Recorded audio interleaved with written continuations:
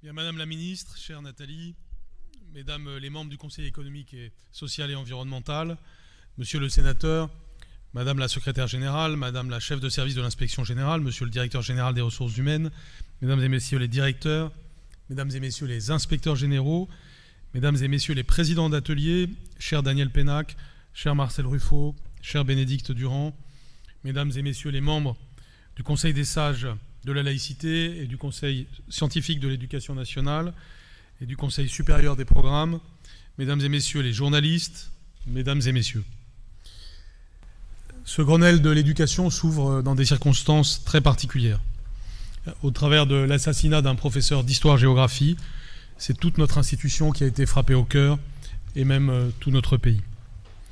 Le président de la République l'a rappelé hier, il l'a dit avec des mots forts, il a dit « Nos professeurs sont des héros tranquilles ». Et dans ce moment tragique, chacun de nos concitoyens se rappelle ce qu'il doit à ses professeurs et à tous ceux qui font l'école de la République. Ce sont eux qui, par engagement, par conviction, accomplissent chaque jour le métier le plus essentiel, former des citoyens éclairés et libres de penser. Robert Badinter l'a dit aussi de manière très belle et en même temps ces derniers jours, hier, à la radio. Il a dit « Aujourd'hui, des femmes et des hommes s'exposent et s'exposent pour nous, pour la République. Et ils tiennent bon sur les valeurs essentielles sans lesquelles la République n'existe plus. » L'heure est grave, parce que l'heure est grave quand des serviteurs de la République tombent parce qu'ils défendent la République et qu'ils le font comme on fait son travail quotidien, avec à la fois l'essentiel des valeurs et la simplicité de tous les jours. L'heure est grave et elle nous oblige surtout à réagir, elle nous oblige surtout à dessiner un avenir à nos enfants et à nos adolescents. Nous en parlions juste avant avec Daniel Pénac et Marcel Ruffo. Bien sûr, nous sommes gagnés par la tristesse, comment ne le serions-nous pas? Néanmoins, nous avons un devoir aujourd'hui, c'est de créer une projection positive dans le futur. Et normalement, ce Grenelle de l'éducation aurait dû commencer sous ces auspices-là, celle d'une forme de joie de se retrouver pour définir un futur essentiel de l'éducation nationale via la question des ressources humaines, autrement dit via la question des professeurs et des personnels de l'éducation nationale. Alors, soyons imprégnés de ce qui vient de se passer parce que ça nous oblige, mais n'oublions pas que ce que nous devons aussi bien à Samuel Paty qu'à tous ceux qui se dédient à la République, c'est évidemment de dessiner cet avenir positif. Si nous faisions autrement, d'une certaine façon, nous donnerions raison à ceux qui veulent abattre notre République, notre pays. Lorsque j'ai annoncé le Grenelle de l'éducation en août 2020, celui-ci s'inscrivait déjà dans un contexte spécifique, celui de la crise sanitaire. Aujourd'hui, il apparaît d'autant plus nécessaire pour rassembler l'ensemble de la communauté éducative et toute la société civile autour d'un projet commun pour son école. Alors oui, nous pourrions nous laisser abattre par les crises.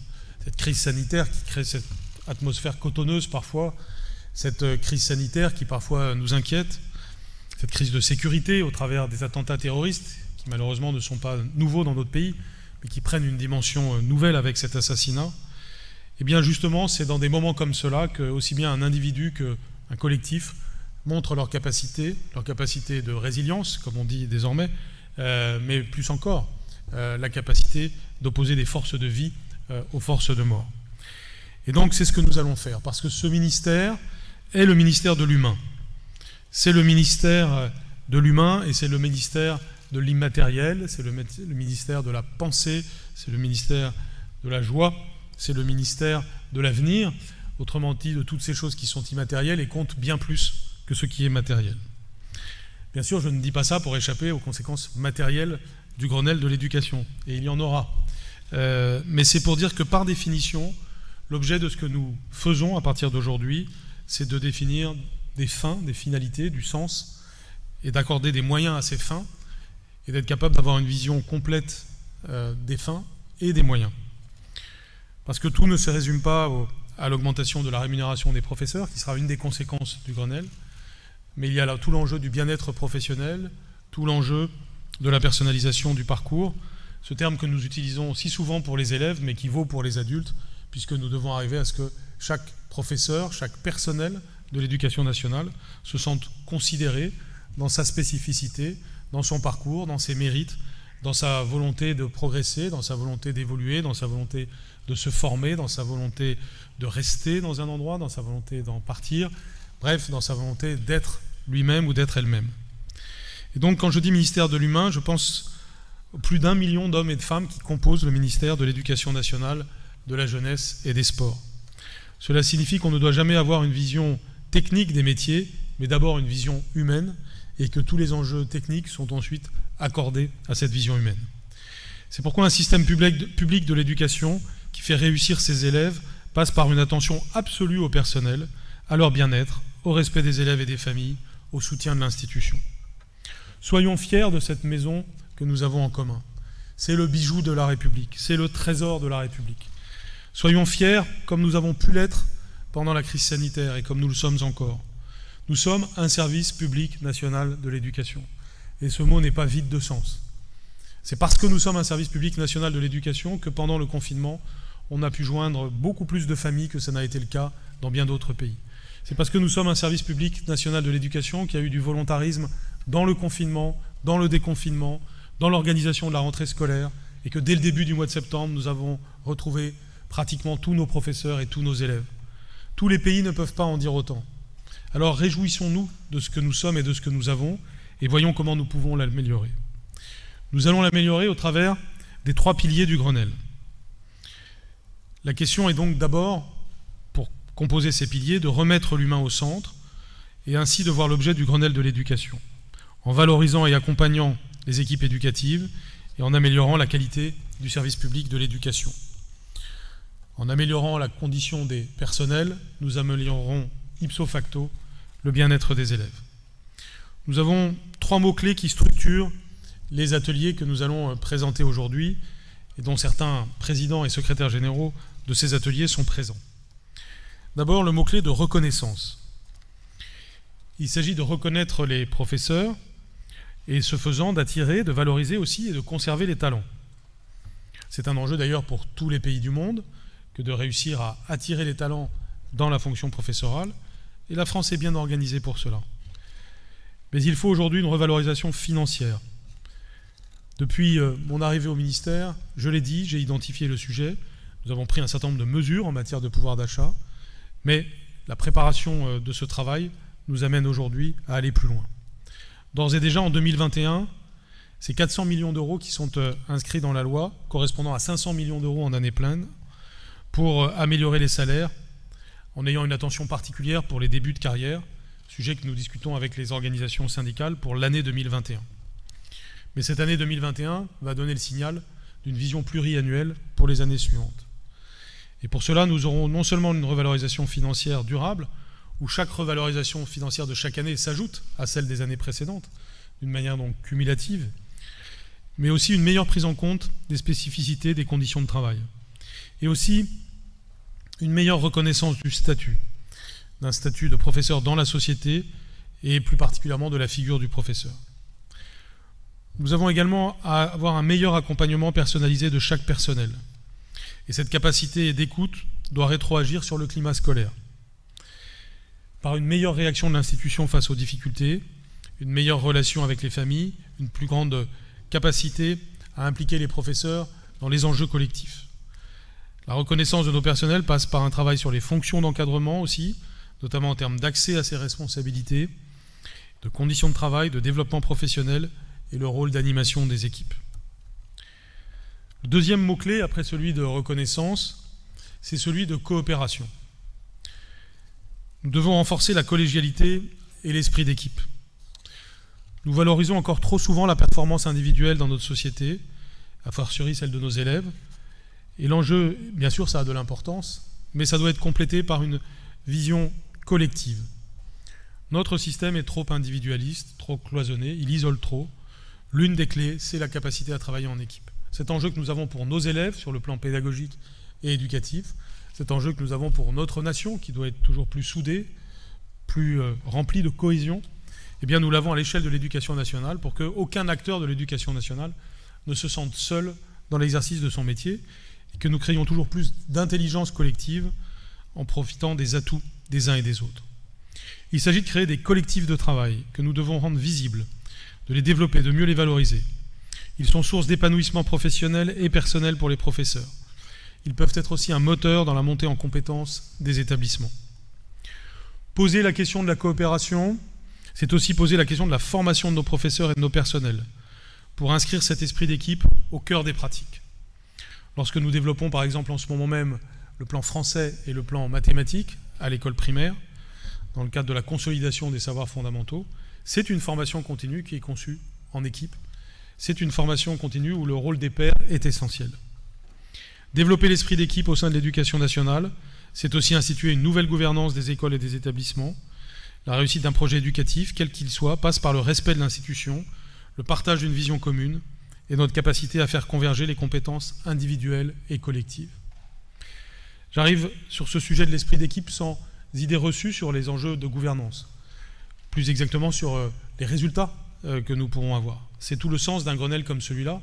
Les résultats ne sont pas écrits à l'avance, mais c'est parce que nous aurons travaillé sur les enjeux de sens et à partir de toutes les expériences que nous avons, et aussi en articulant les compétences que vous représentez tous, que j'en suis sûr, d'ici à 3 mois, nous aurons fait les progrès nécessaires. Enfin, en troisième lieu, le mot-clé, c'est celui d'ouverture, qui est d'une certaine façon synonyme de modernisation. Nous moderniserons notre système éducatif en ouvrant le champ des possibles pour nos personnels. Cela passe par une plus grande autonomie laissée aux acteurs de terrain, et notre confiance doit s'incarner par l'allègement des carcans administratifs, par des marges de manœuvre, par une incitation aux expérimentations. Cette ouverture du champ des possibles, c'est aussi celle des opportunités de carrière au sein de l'éducation nationale.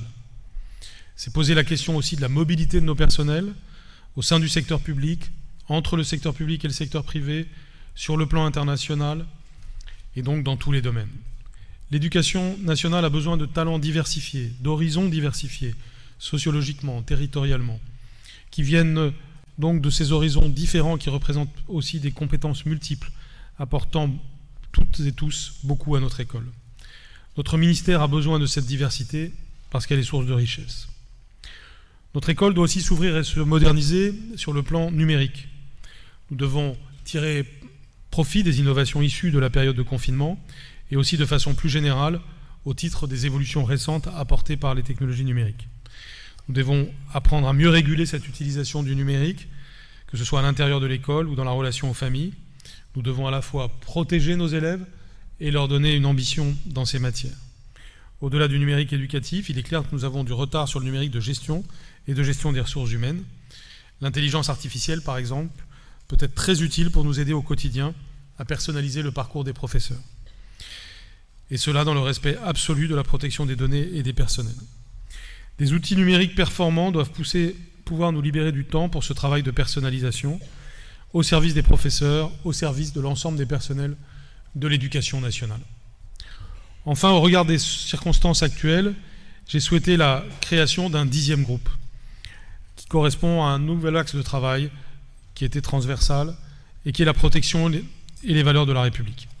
Il s'agit d'améliorer l'accompagnement des personnels dans la gestion des situations difficiles, de mieux articuler les différents services de l'État pour assurer la protection de nos professeurs et de nos personnels et faciliter l'accès à différents services de prévention en matière de santé ou en matière de droit.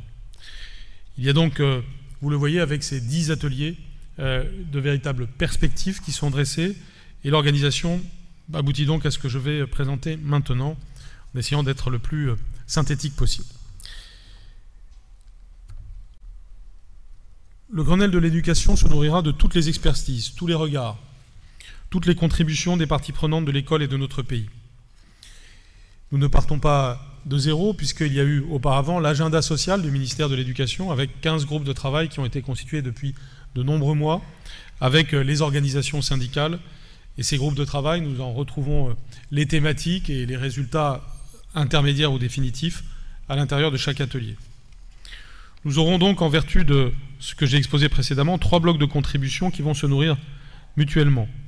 Un dialogue social, celui dont je viens de parler, qui est entamé depuis maintenant plusieurs mois, des apports d'experts et des retours d'expérience autour de 2 événements, les États généraux du numérique, qui ont lieu les 4 et 5 novembre 2020 à Poitiers, avec évidemment toute une dimension de visioconférence, et qui nous permettra d'avoir notamment le retour d'expérience du confinement, mais aussi la vision complète des enjeux des nouvelles technologies.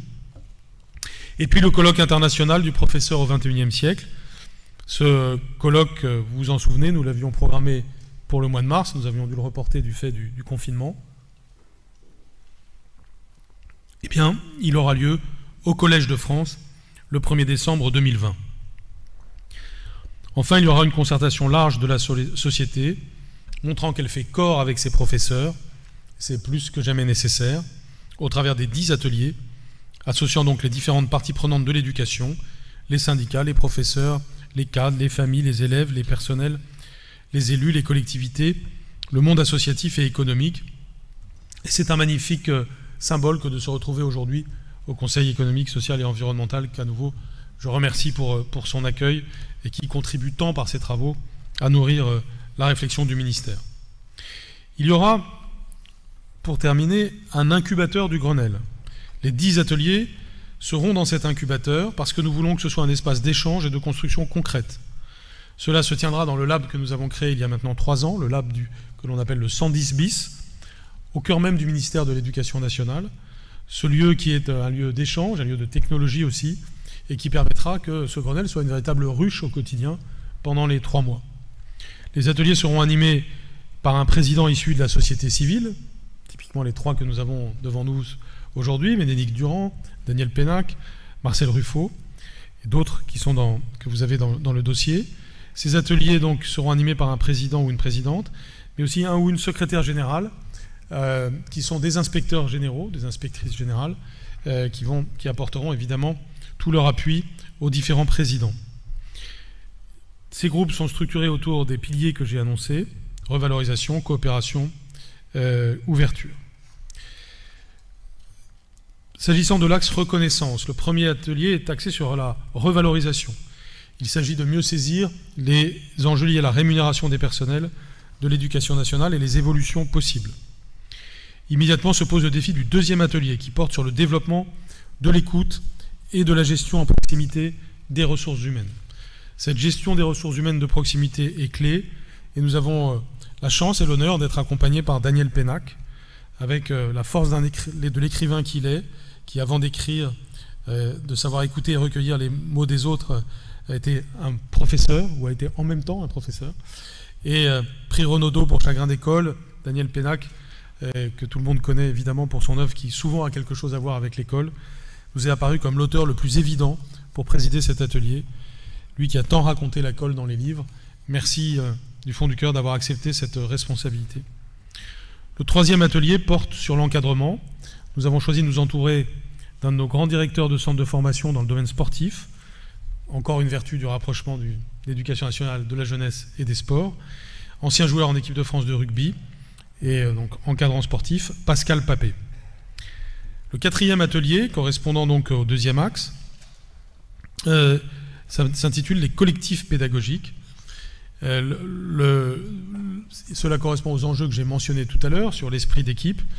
Et je remercie infiniment là aussi Marcel Ruffo d'en avoir accepté la présidence, pédopsychiatre parmi les plus connus de France. Nous l'avons sollicité pour son expertise sur tous les sujets qui touchent à l'enfance, mais de façon générale aussi pour sa réflexion sur le travail collectif dans tous les milieux. Le cinquième atelier porte sur la formation. C'est un sujet clé, la formation initiale et continue. Nous avons sollicité, et là aussi il a accepté, et je le remercie aussi, Boris Cyrulnik. On ne présente pas non plus Boris Cyrulnik, neuropsychiatre. Il a consacré sa carrière à réfléchir à l'humain, aux expériences que nous vivons et aux connaissances que nous en retirons. Le sixième atelier s'intitule Gouvernance des écoles et des établissements. Bénédicte Durand, qui est directrice de la formation à Sciences Po, est spécialiste de l'école et de l'enseignement supérieur. Elle est aussi inspectrice générale de l'éducation nationale. Elle a évidemment toutes les caractéristiques pour avoir la réflexion aboutie sur un tel sujet. Enfin, le levier ouverture se traduit par 3 ateliers: déconcentration et autonomie. La présidence en sera assurée par François Tadei. Nous le savons, il travaille depuis de longues années sur la question de la culture du questionnement dans l'éducation et pour l'innovation à l'école. Il a fait de nombreux travaux au travers de son laboratoire et au travers de toutes ses initiatives sur les enjeux de modernisation de l'école. Le 8e atelier porte sur les mobilités. Le président en sera le directeur de l'ENA, Patrick Gérard, spécialiste de l'administration publique par définition, mais aussi ancien recteur d'académie, conseiller dans des cabinets ministériels et également expert de notre ministère. Le 9e atelier portera sur le numérique. La présidence en sera assurée par Aurélie Jean, qui devait être aussi avec nous aujourd'hui, mais qui a été retenue par une maladie qui n'est pas le Covid. Elle est spécialiste de l'intelligence artificielle. Elle est membre du Conseil scientifique de l'éducation nationale et du comité d'éthique des données de l'éducation nationale. C'est une grande spécialiste des enjeux du numérique. Enfin, le 10e atelier, protection et valeurs de la République. La présidence en sera assurée par Marie-France Monéger, une des toutes premières femmes commissaires de police, première femme chef de l'inspection de la police nationale. Son intérêt pour les questions de formation et de respect des valeurs de la République est particulièrement précieux pour travailler à une meilleure protection de nos personnels. Au travers de ces 10 ateliers, nous avons donc un calendrier riche. Ces différents ateliers vont en effet débuter dès le début du mois de novembre. Ils dureront jusqu'à la fin du mois de décembre. Nous ferons un bilan d'étape, notamment de l'agenda social, la semaine du 9 novembre 2020. Et à la mi-janvier 2021, l'ensemble des différentes propositions me seront remises. Et en février 2021, se tiendra la conférence de clôture du Grenelle, où seront débattues les différentes propositions émanant des ateliers. Vous le savez, notre volonté est de déboucher sur une loi de programmation pluriannuelle qui sera le résultat de ce travail, qui aura été enclenché par le travail que nous aurons fait auparavant, mais nous avons à amorcer les choses. Nous avons à les amorcer en 2021 avec ce que j'ai dit en commençant sur la loi de finances, mais à les amorcer aussi sur le fond, en ayant créé la dynamique systémique où tous les facteurs sont interdépendants et débouchent à la fin sur le bien-être des personnels et le progrès de notre école. Confiance, fermeté et sérénité doivent être des mots-clés en engageant ces chantiers si décisifs pour notre système éducatif. Notre but, c'est l'épanouissement de tous, comme l'a écrit Jaurès dans sa lettre aux instituteurs et institutrices de 1888, qui a été lue hier. Nos professeurs tiennent dans leurs mains l'intelligence et l'âme des enfants. Ils sont responsables de la patrie. Sachons ce que nous leur devons. Nous devons tant à la République, nous devons tant à aux professeurs de la République. Nous allons maintenant travailler à la consolidation de la République en travaillant à la consolidation de l'école. Je vous en remercie et je laisse maintenant la parole à la ministre, Madame Elimas. Merci beaucoup.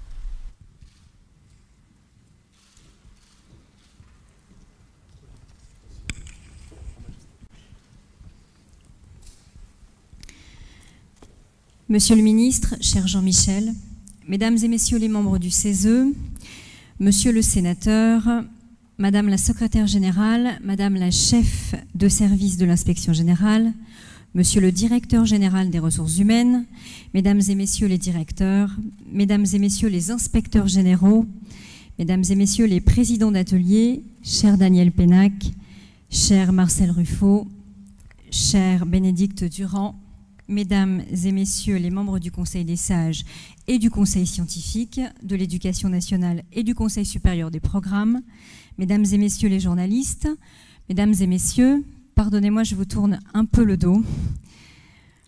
Je suis très fière d'être présente aujourd'hui aux côtés de Jean-Michel Blanquer et de redire toute l'importance accordée à l'éducation prioritaire au sein de notre grand ministère.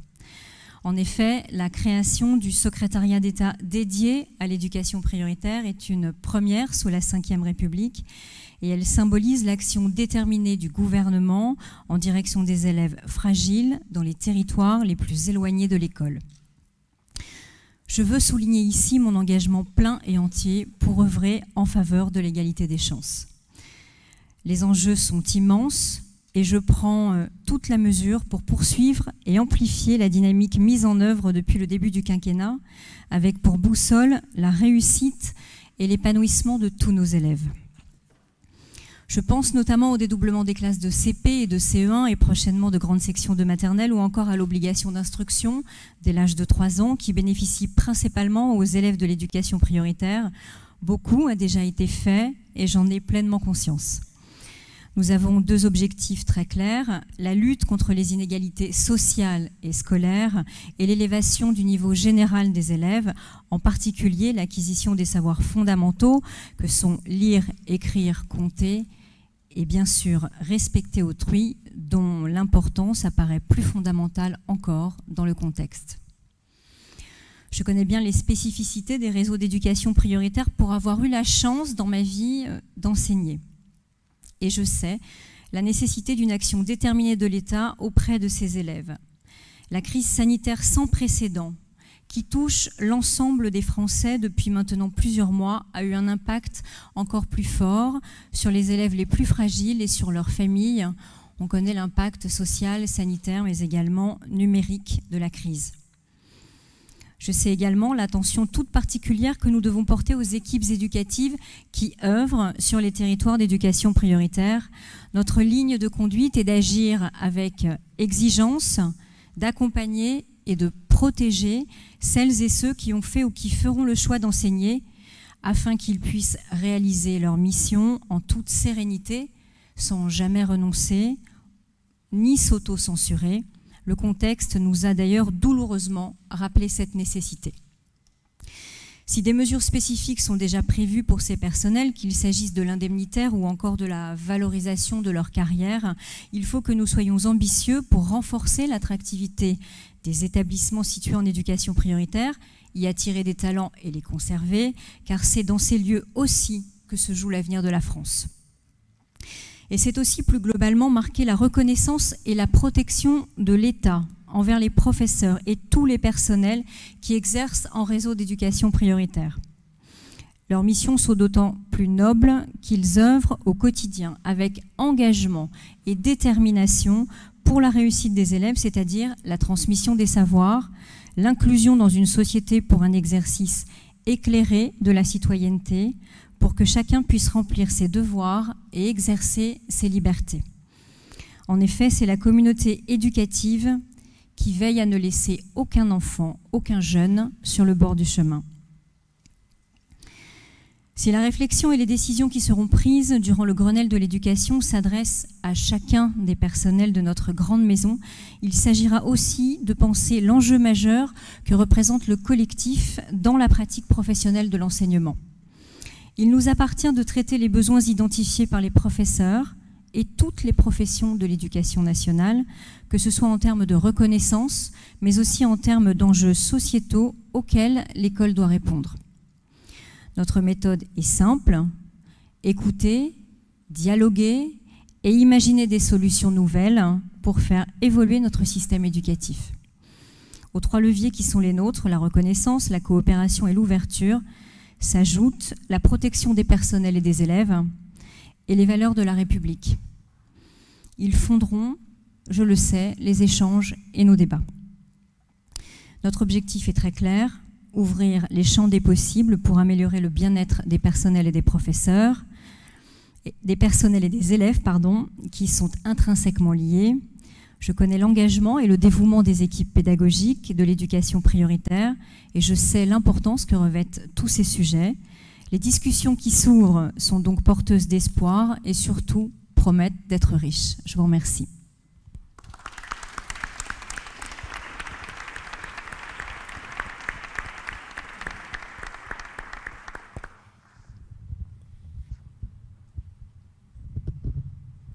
Monsieur Pénac, merci Madame la Secrétaire d'État pour ces propos qui vraiment lancent ce Grenelle.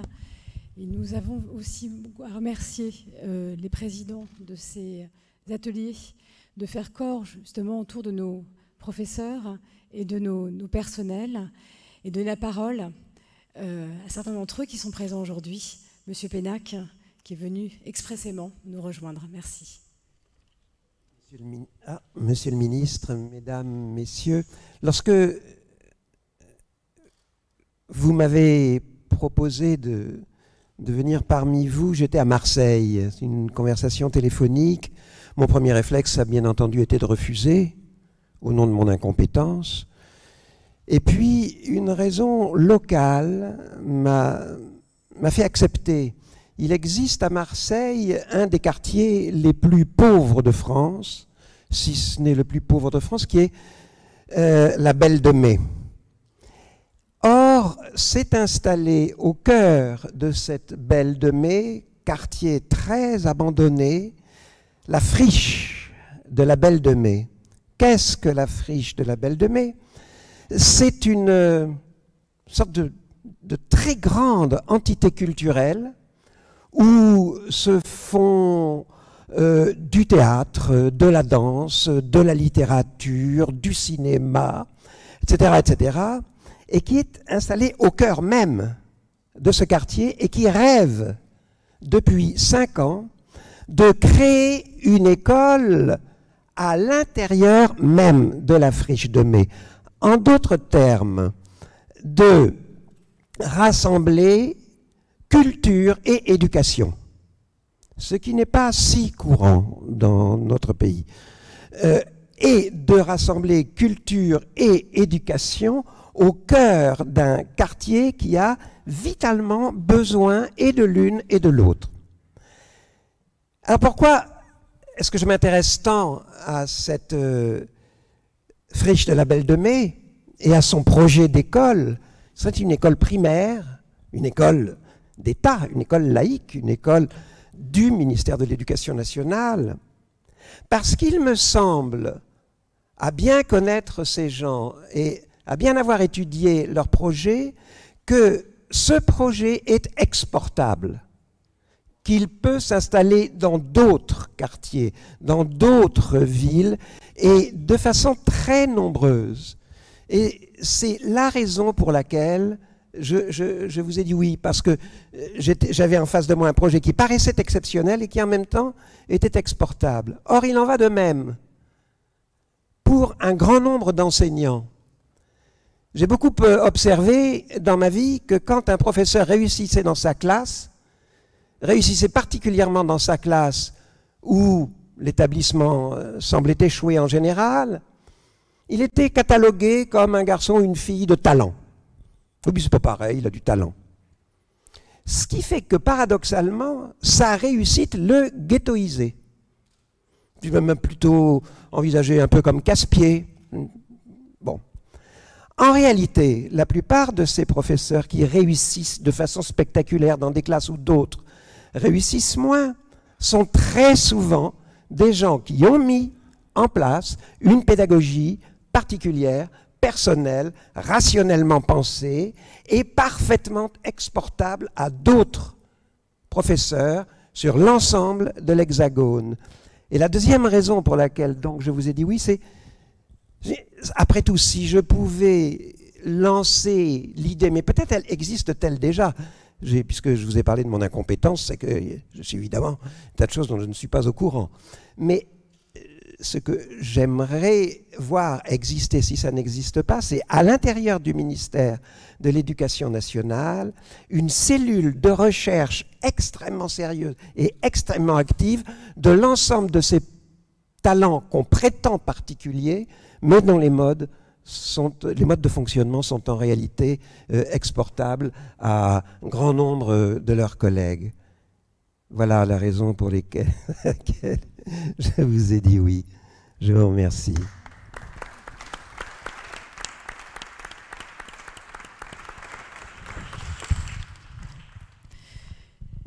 Mille merci, monsieur Pénac.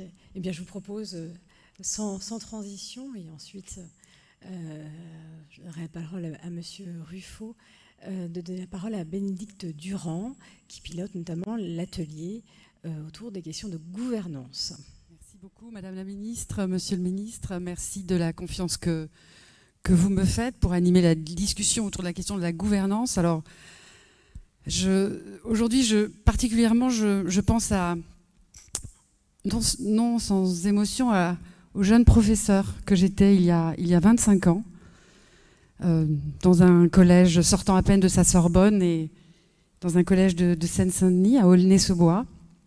Et j'ai appris très tôt, sur mon chemin professionnel, à quel point ce que vous appelez la réussite dans la classe dépendait aussi d'un chef d'établissement fort d'un projet, d'un sens de la décision, du sens du collectif, de corps d'inspection bienveillant, attentif, présent auprès de la communauté enseignante, de services sociaux dans la ville ouverts sur l'établissement scolaire, d'un établissement scolaire ouvert sur la ville, d'élus attentifs à la situation matérielle de la communauté éducative, de parents avec lesquels des relations constantes, harmonieuses, constructives pouvaient s'établir. Alors depuis 25 ans, l'école a beaucoup changé. Je ne crois pas que ces défis soient moins lourds. Je crois bien d'ailleurs qu'à certains égards, ils le sont encore davantage. Et donc au sein de cet atelier gouvernance, nous tâcherons ensemble de réouvrir ces questions de l'art de gouverner l'action éducative ensemble. Voilà.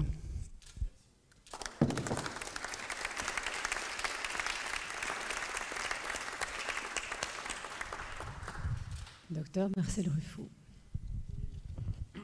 Monsieur le ministre, Madame la ministre, Mesdames, Messieurs, je suis vraiment extrêmement honoré d'être ici, car si on retourne un peu, Daniel, à la Belle de Mai, les enfants d'origine modeste, dont je fais partie, n'ont de chance que par l'école et par les enseignants. Et justement, sur la Belle de Mai, une anecdote intéressante, c'est le quartier où arrivent les migrants.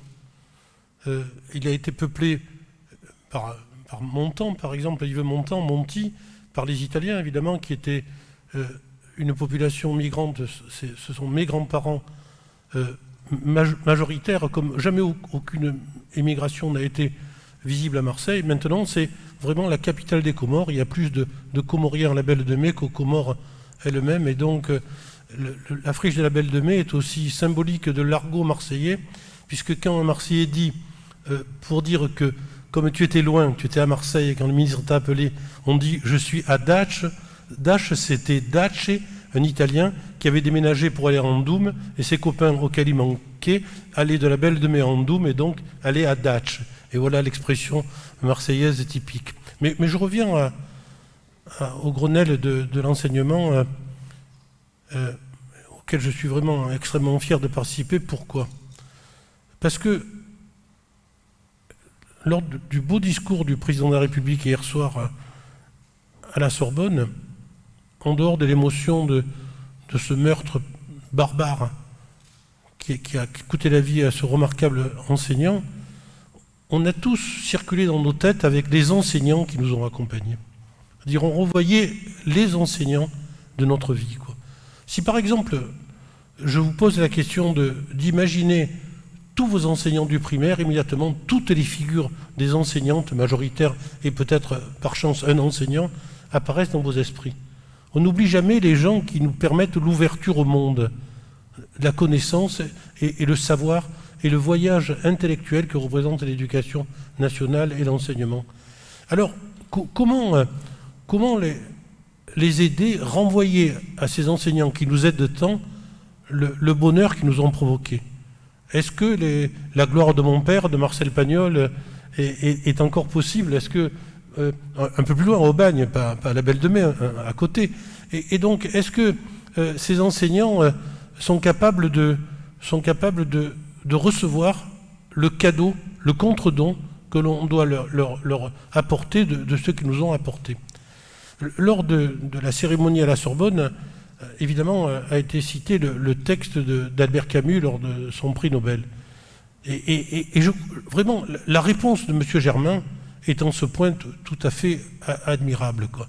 C'est-à-dire que dans Le Premier Homme, le roman qu'Albert Camus n'a pas pu achever, on voit la lettre de Camus qui a été évoquée hier soir, mais la réponse de M. Germain est absolument typique de la fierté d'être enseignant. M. Germain répond à Albert Camus: mon cher petit Albert, il appelait toujours mon petit Albert, c'était son petit Albert, Albert Camus, nous t'avons vu hier soir à la télévision avec ma femme et nous étions fiers de toi. Donc fierté contaminante. Un enseignant est fier de la réussite de ses élèves. Fierté donc de M. Germain d'avoir enseigné, d'avoir rencontré Albert Camus comme élève. Et puis, dans la deuxième ou troisième page de la lettre, il y a le moment pour moi le plus splendide et qui représente pour moi l'affection extraordinaire que l'on doit porter aux enseignants, aux enseignantes. M. Germain dit, je cite de mémoire, peut-être que je déforme un peu ses propos, « Si tu savais, mon cher petit Albert, le bonheur que j'avais tous les jours en allant à l'école, parce que je savais que j'allais retrouver dans tes yeux le plaisir des nouvelles découvertes que je te proposais. » C'est purement génial, c'est ça l'école, quoi. C'est le fait, cette participation de donner la connaissance aux enfants pour leur permettre d'évoluer. Et vous savez, Madame la Ministre, il n'y a pas de vie minuscule. Les petits progrès de gosses en situation de handicap sont aussi merveilleusement forts pour les parents. Et lorsque, par exemple, un enfant en difficulté cognitive rentre plus tard dans un centre d'aide par le travail, c'est comme s'il était rentré à Polytechnique ou au Normal Sup. Les parents ont la même fierté de ce gosse qui maintenant est autonome et va vivre sa vie en dehors d'eux, bien qu'il ait eu toutes ces difficultés. Donc je crois vraiment qu'il faut aider les enseignants, et comment?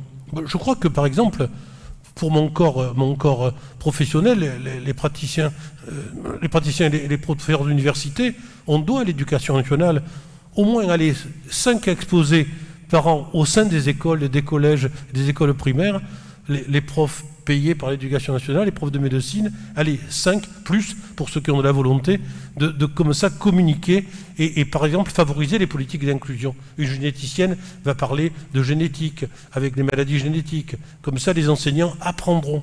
Apprendre aux enseignants, c'est les rendre plus forts pour qu'ils apprennent, quoi. Et de même, dans les secteurs de pédopsychiatrie, qui est plus ma mission, vraiment, je crois que notre mission, c'est aussi de soutenir les soutenants et les groupes de parole, l'organisation de rencontres formelles, informelles, sur volontariat, serait quand même quelque chose de vraiment fabuleux. Et je me réjouis vraiment de la discussion avec les enseignants dans l'atelier auquel j'aurai l'honneur de participer pour proposer cela, valider par le discours des enseignants et ce que ça donne, et donc en harmonie, en alliance avec les parents, réussir que l'école soit la chance qu'elle m'a donnée à moi personnellement comme petit écolier que je fus. Merci beaucoup.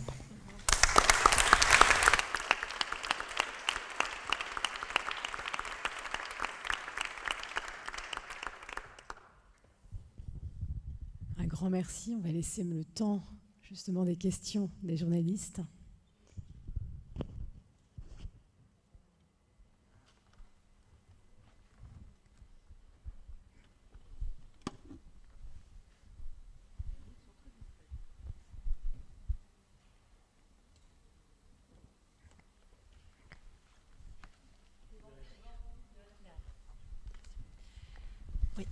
Bonjour, Sonia Princet, France Inter.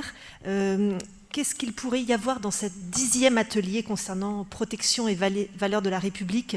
Qu'est-ce qu'on peut imaginer comme piste qui pourrait être proposée?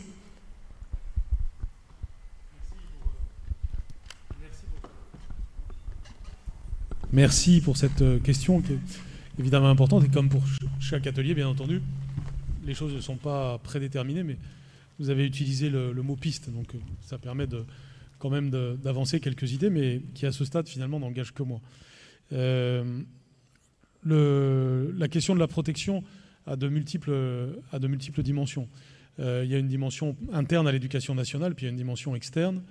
S'agissant de la dimension externe, c'est le renforcement évidemment des partenariats avec la police et la justice. Par exemple, nos plans de sécurisation des écoles et des établissements vont être encore renforcés à partir du retour des vacances actuelles.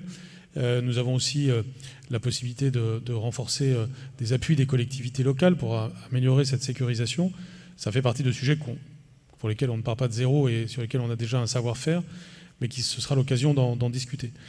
Il y a de nouvelles dimensions de protection individuelle qui sont peut-être à envisager. On écoutera beaucoup les uns et les autres, les organisations syndicales aussi, bien sûr, qui font des propositions actuellement. Et puis, il y a toute une dimension interne qui nous renvoie d'ailleurs aux enjeux de travail d'équipe, de cohésion, de formation aussi, qu'il y aura à traiter. mais c'est évidemment beaucoup trop tôt pour être précis. Et puis, sur cet atelier comme sur tous les autres, un point que je veux souligner, c'est la dimension de comparaison internationale. On doit vraiment regarder les bonnes pratiques dans les différentes parties du monde, de même que les bonnes pratiques dans certaines parties du territoire, à l'image de ce que Daniel Pénac nous a dit sur la Belle de Mai. La contagion positive des bonnes pratiques, que ce soit venu de France ou venu d'ailleurs, doit être un guide sur un sujet comme celui-là, avec des pays qui parfois réussissent bien des choses. Par exemple, vous voyez notre politique de lutte contre le harcèlement, qui est une politique de lutte contre le harcèlement des élèves aujourd'hui, qui demain peut être aussi une politique de lutte contre le harcèlement des professeurs, est très inspirée de bonnes pratiques scandinaves aujourd'hui, et elle produit de premiers effets dont on est plutôt content. Je donnerai un exemple de protection interne renforcée. À l'éducation nationale, il y a quelque chose qu'on connaît bien, qui est l'autonome de solidarité. L'un des représentants est là, je pense d'ailleurs, appartient à l'un des ateliers en tout cas, à cet atelier, mais qui est d'adhésion volontaire de la part de chaque professeur. L'expérience de l'autonome, comme l'expérience des mutuelles qui sont nos partenaires, vont nous servir pour peut-être aller plus loin et systématiser certaines approches. Bonjour. Ça marche pas.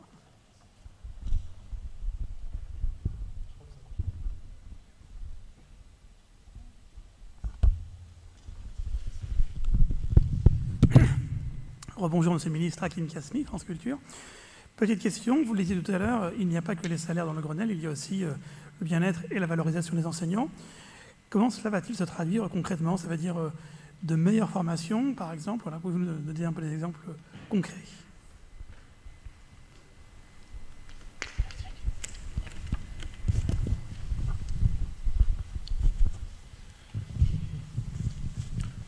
Alors avec le masque et les micros qui ne marchent pas, je crois que j'ai bien entendu, mais si par hasard je réponds à côté, vous me le dites. D'une certaine façon, tous les ateliers sont sur le sujet du bien-être professionnel. Et donc on va retrouver ce leitmotiv, cet élément transversal dans tous les ateliers. L'exemple typique, c'est la mutation.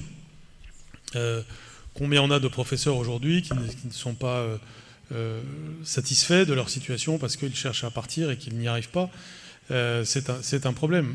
Les sujets se croisent. On sait bien aussi que parfois c'est plusieurs professeurs ensemble qui ont envie d'aller dans un établissement et qui peuvent y apporter un esprit d'équipe, que ce soit à la sortie de l'école, enfin de l'INSPE maintenant, ou plus tard dans leur carrière. Donc le bien-être, c'est la prise en compte finalement des désirs du professeur et puis la capacité d'écoute dont on va beaucoup parler. Là aussi, sur ce sujet, on part d'une expérience existante. Ça fait 2 ans qu'on a pratiqué des expérimentations de gestion des ressources humaines de proximité qui nous permettent d'avoir un retour d'expérience sur finalement les attentes les plus fréquentes des professeurs, comment les prendre en compte, comment faire évoluer nos règles du jeu pour que ce soit plus personnalisé. C'est évidemment plus facile à dire qu'à faire, mais quand nous réussirons sur ce point, nous aurons démontré qu'une maison de plus d'1 million de personnes peut réussir la personnalisation du parcours de ses membres.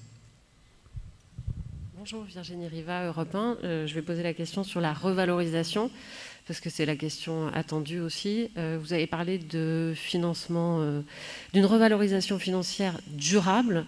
Est-ce qu'il faut comprendre aujourd'hui qu'il y aura bien une loi de programmation tant attendue, celle dont on parlait au moment de la négociation compensation retraite? Si oui, les organisations syndicales disent qu'il faut enclencher une discussion très vite parce que le temps presse et le quinquennat va se terminer. Et question subsidiaire, je vois que le président de l'atelier revalorisation n'est pas encore confirmé.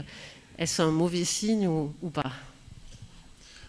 C'est pas si mauvais signe que ça, parce que tant qu'il n'y a pas de président, je m'en occupe personnellement. Donc ça veut dire que ça va y avoir une approche directe.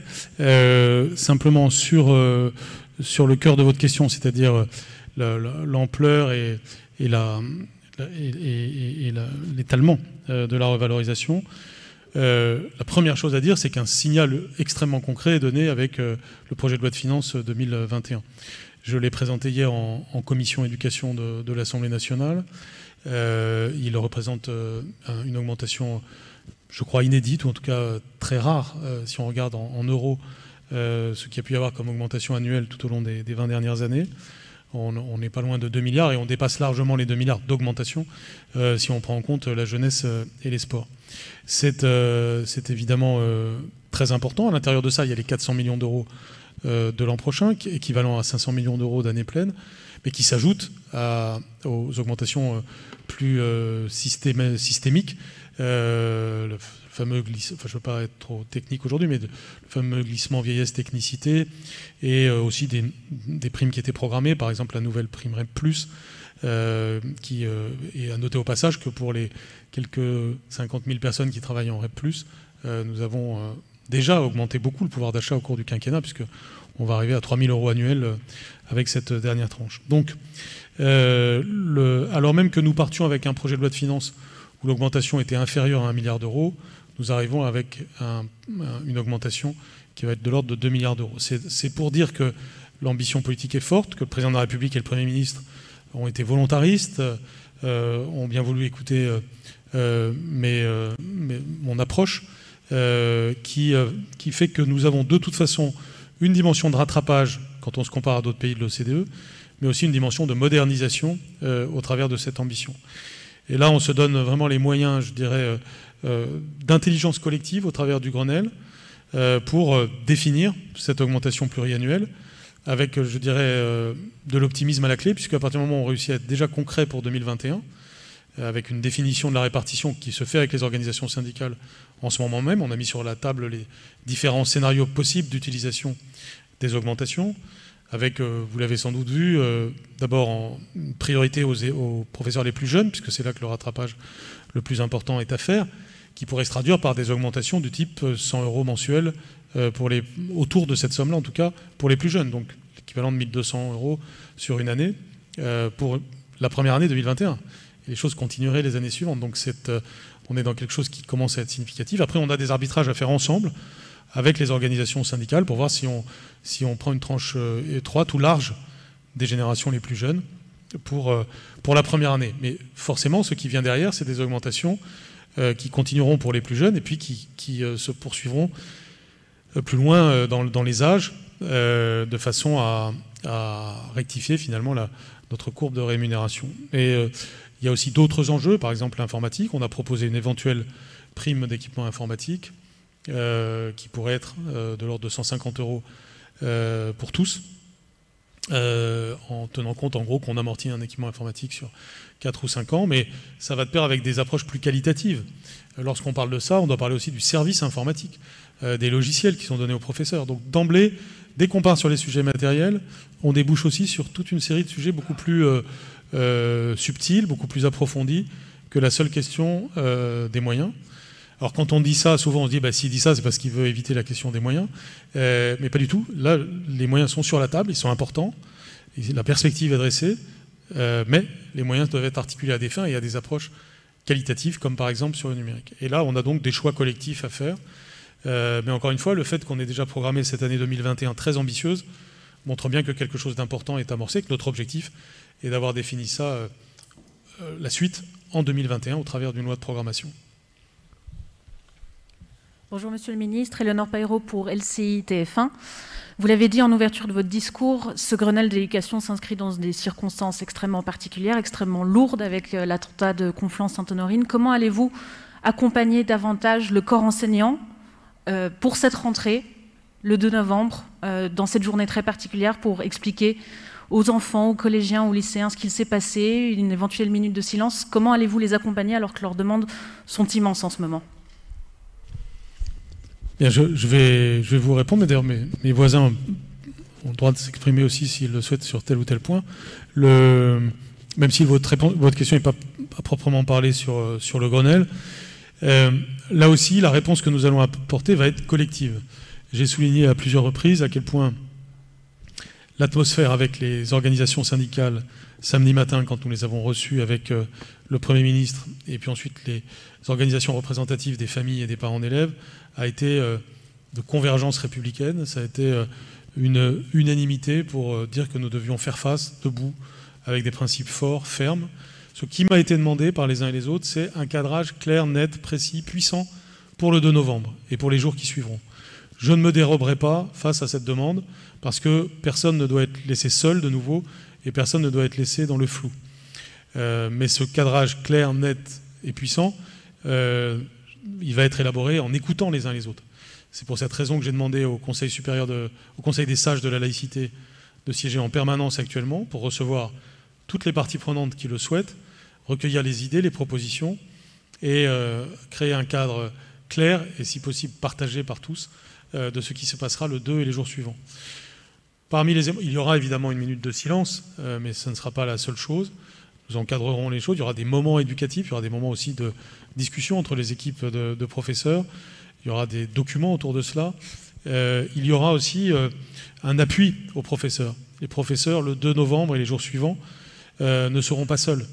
J'ai demandé à tous les élus de la République d'être disponibles pour venir dans les écoles, les collèges et les lycées auprès des professeurs, à différentes professions comme les journalistes, les écrivains, les avocats, les professions les plus emblématiques de la liberté d'expression, mais aussi d'autres professions du service public, d'être présents pour bien montrer la solidité, l'unité du monde adulte.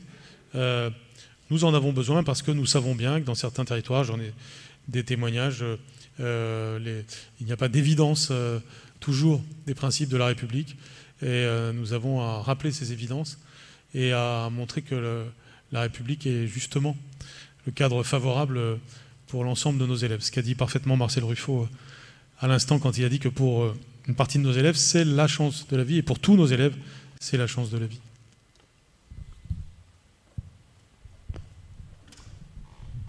Eh bien, écoutez, je vous remercie et je vous propose de conclure. Maintenant, nous allons nous mettre au travail à travers notamment ces ateliers, même si le travail est déjà bien entamé grâce à l'agenda social avec les organisations syndicales.